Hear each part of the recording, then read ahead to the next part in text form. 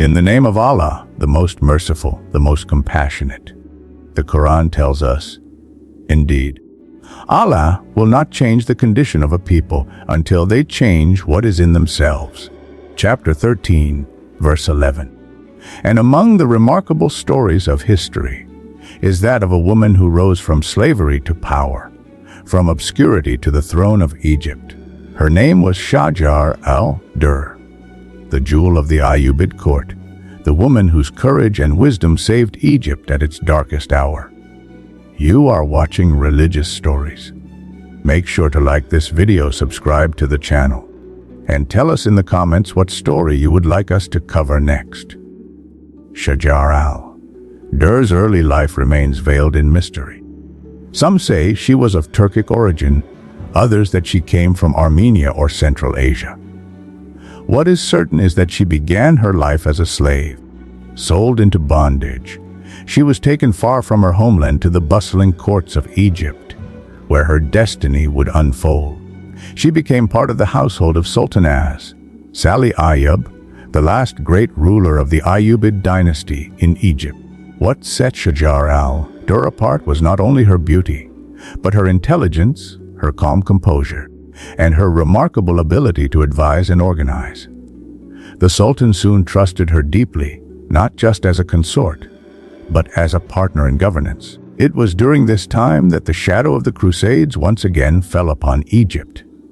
In the mid-13th century, King Louis IX of France launched the Seventh Crusade, determined to strike at the heart of the Muslim world by conquering Egypt. Crusader fleets sailed into the Nile Delta, threatening the city of Damietta, a gateway to Cairo. The situation was dire, and Sultan Salih himself fell ill just as the danger grew. The Sultan's death in 1249 could have thrown Egypt into chaos.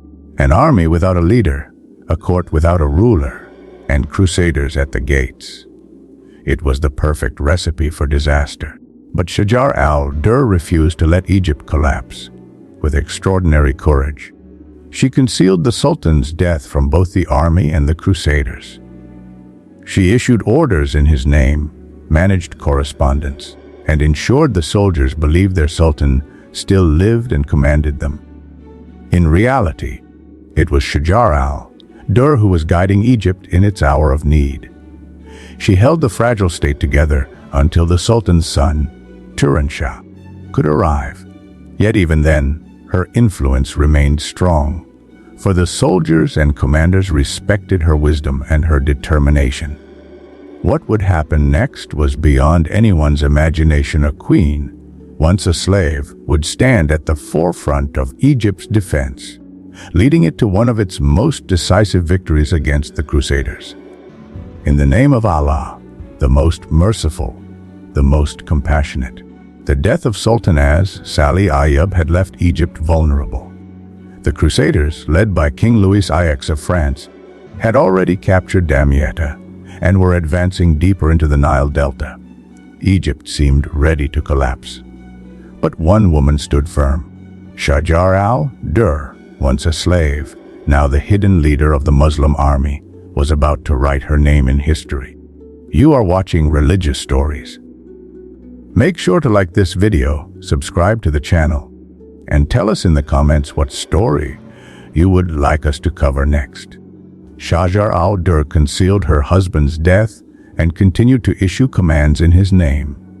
She rallied the army and kept morale strong. Meanwhile, the Crusaders marched toward Mansurah, hoping to strike directly at Cairo and end Muslim rule in Egypt. But Shajar al Durr and the commanders of the Ayyubid army had prepared a trap. When the Crusaders crossed the Nile near Mansurah, they believed victory was certain. Their knights charged boldly into the streets of the city, expecting little resistance. Instead, the Muslim soldiers launched a fierce counterattack. The narrow streets became a death trap for the heavily armored Crusaders. Arrows rained from rooftops, spears and swords struck from all sides, and the mighty French army was cut down in confusion. The Battle of Mansurah 1240 became a turning point.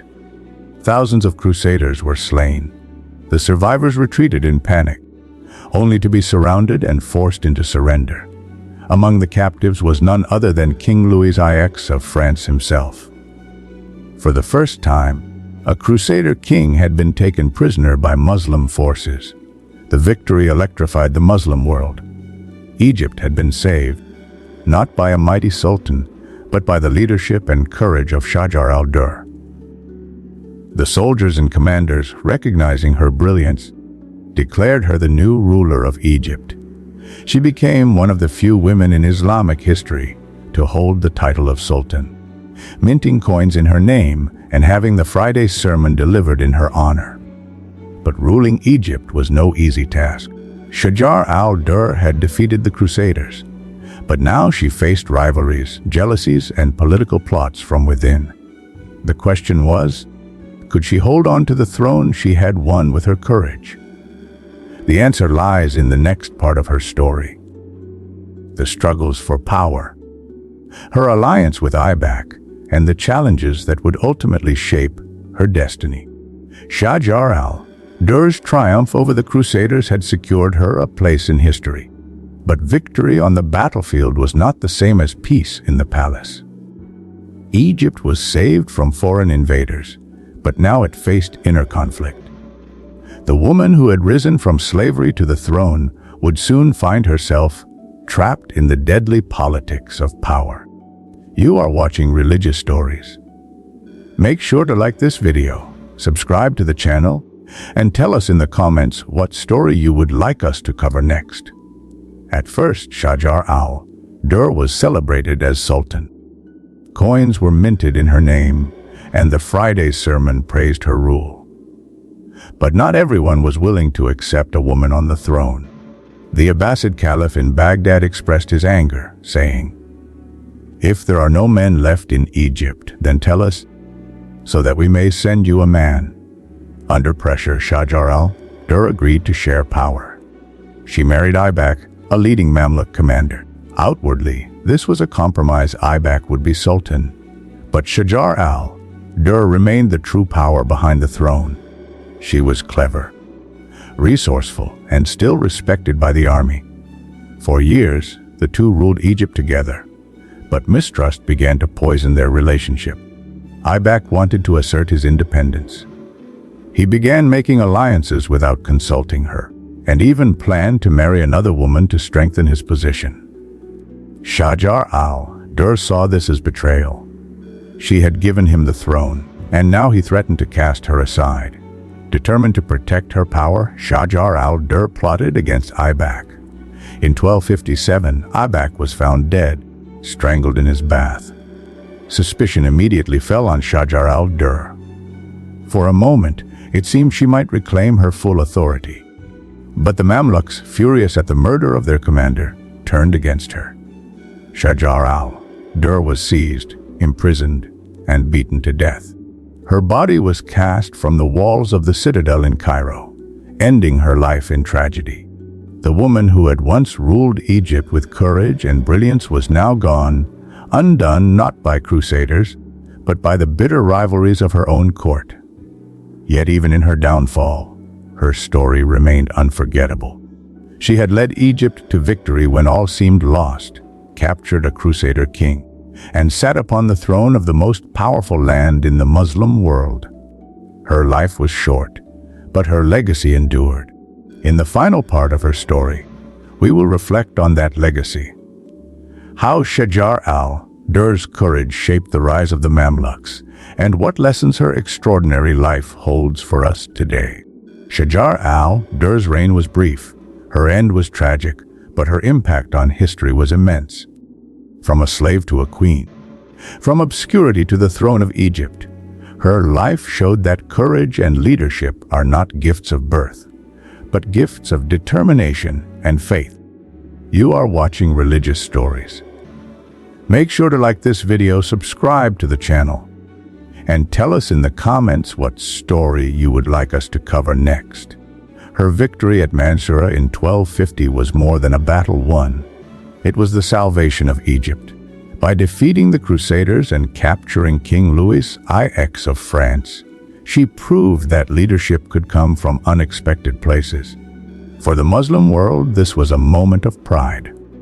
For the Crusaders, it was a devastating blow. Her reign also marked a turning point in history. With her death, the Ayyubid dynasty ended, and the Mamluks, former slaves like herself, rose to power. Under their rule, Egypt would go on to defeat the Mongols at Ain Jalut, protect the heart of the Muslim world, and build some of the greatest monuments of Cairo.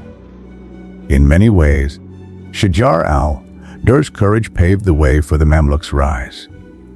Though her life ended in betrayal, she is remembered not for her downfall, but for her strength. She showed that a woman could lead armies, rule a nation, and stand firm against the greatest powers of her age. Her story is a reminder that Allah raises whom He wills, and that true leadership comes from courage, not from lineage. The Quran says, "Indeed, the most noble of you in the sight of Allah is the most righteous of you." Chapter 49, verse 13. Shajar al Durr's nobility came not from birth, but from her deeds. And so we remember her, Shajar al Durr, the queen who defended Egypt against the Crusaders. Her life teaches us that with faith, resilience, and courage, even those born in chains can rise to defend nations and leave a mark on history that cannot be erased.